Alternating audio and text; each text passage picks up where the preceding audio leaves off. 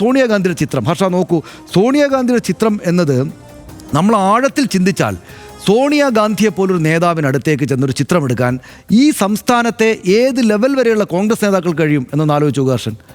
എത്ര കോൺഗ്രസ് നേതാക്കൾ കഴിയും? അതായത് ഞാൻ ഡൽഹിയിൽ പോയിട്ട് എനിക്ക് സോണിയാജിയുടെ കൂടെ ഒരു ഫോട്ടോ എടുക്കണം ഒരു കോൺഗ്രസ്സുകാരൻ, ഒരു പ്രാദേശിക ഒരു ജില്ലാ തലത്തിൽ പിടിപാടുള്ള ഒരു നല്ല ചെറുപ്പം മുതലേ KSUക്കാരനായിട്ട് വളർന്നു വന്നൊരു കോൺഗ്രസ് നേതാവിന് വിചാരിച്ചാൽ സാധിക്കുമോ എന്ന് ആലോചിച്ച് നോക്കൂ. പറ്റില്ല. ഇന്ന് അവർക്ക് ആരോഗ്യകരമായിട്ടുള്ള ബുദ്ധിമുട്ടുണ്ട്, അവർ അല്പം പിൻവാങ്ങിയിട്ടുള്ളത്. ഇപ്പോൾ പോറ്റി ഫോട്ടോ എടുത്തിരിക്കുന്ന കാലത്ത് പോലും അത് സാധിക്കുന്ന കാര്യമല്ല. ഏറ്റവും പ്രധാനപ്പെട്ട സംസ്ഥാന തലത്തിലെ നേതാക്കൾക്ക് പോലും അവിടെ ചെന്ന് ഫോട്ടോ എടുക്കണമെങ്കിൽ നിസ്സാരമായ കാര്യമല്ല. അപ്പോൾ സോണിയാഗാന്ധിക്കൊപ്പം ഈ പോറ്റി നിൽക്കുന്നുണ്ടെങ്കിൽ, അദ്ദേഹത്തോടൊപ്പം ഈ പോറ്റിക്കൊപ്പം മറ്റ് നേതാക്കൾ നിൽക്കുന്നുണ്ടെങ്കിൽ ആ ഫോട്ടോ പ്രധാനപ്പെട്ട ഒരു സംഗതിയാണ്. അതുകൊണ്ട് കോൺഗ്രസ്സിന് ഞങ്ങളേതാ SIT നാളെ അടൂർ പ്രകാശിനോ അല്ലെങ്കിൽ മറ്റൊരു നേതാവിനോ വന്ന് SIT ചോദ്യം ചെയ്യാൻ വന്നാൽ എന്തെങ്കിലുമൊക്കെ പറഞ്ഞു പോവുക എന്നതല്ലാതെ ഈ ഫോട്ടോ വളരെ പ്രധാനപ്പെട്ട ഒരു കാര്യമല്ലേ എന്ന രാഷ്ട്രീയമായ ചോദ്യം അവിടെ നിൽക്കും. അതിനകത്തുള്ള അഡീഷണൽ ആയിട്ടൊരു പ്രശ്നം എന്താണ് കോൺഗ്രസ്സിന് ഹർഷ? അതായത് നമ്മുടെ നാട്ടിൽ കമ്മ്യൂണിസ്റ്റുകാർ CPMകാർ പരിഗണിക്കപ്പെടുന്ന അവിശ്വാസികളായിട്ടാണ് പരിഗണിക്കപ്പെടുന്നത്.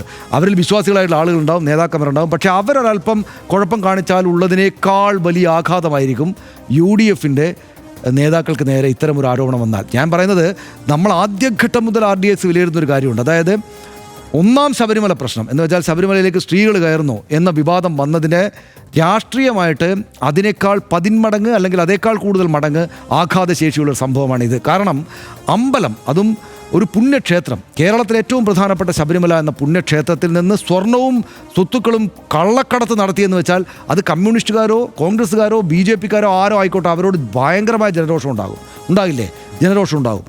അപ്പോൾ ആ ജനരോഷം കമ്മ്യൂണിസ്റ്റുകാരോട് ഉണ്ടാകുന്നതിനേക്കാൾ 100 ഇരട്ടിയായിട്ടായിരിക്കും കോൺഗ്രസ്സുകാരിൽ അത് പ്രതിഫലിക്കുക.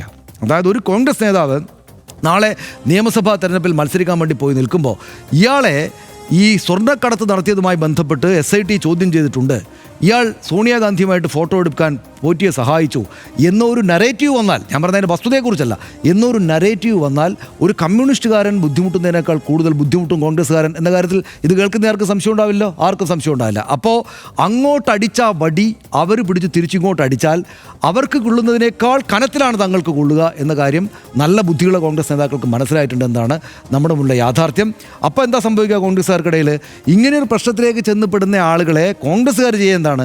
അവരെ കുത്തി അകറ്റിക്കളയുക ചെയ്യുക, അല്ലേ? നിയമസഭാ തെരഞ്ഞെടുപ്പിൽ സ്വന്തം നിലക്ക് വീഴാൻ പോകുന്ന, കുഴപ്പം ചെയ്തു വെച്ചിരിക്കുന്ന ഒരു വലിയ പ്രശ്നത്തിൽ ചെന്ന് പെട്ടിരിക്കുന്ന ഒരാളെ തള്ളിക്കളയുക എന്നതേ അവർക്ക് നിർവാഹം ഉണ്ടാവുകയുള്ളൂ.